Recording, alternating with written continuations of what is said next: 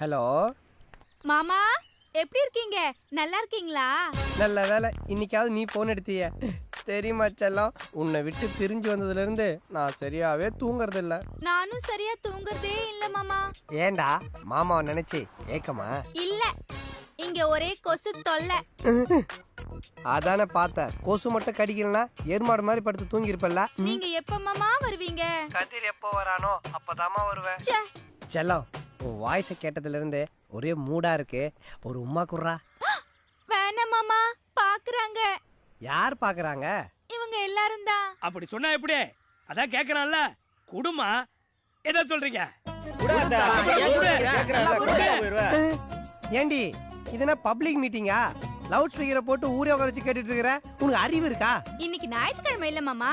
டிவில எந்த சீரியலும் இல்ல. எல்லாரும் போர் அடிக்குதுன்னு சொன்னாங்க. நான் தான் எங்க மாமா போன் பண்ணுவாரு, நான் ஸ்பீக்கர் ஆன் பண்றேன், நீங்க எல்லாரும் கேளுங்கன்னு சொன்னேன். வந்து உன் அறிவுல ஆணி அடிக்கிற.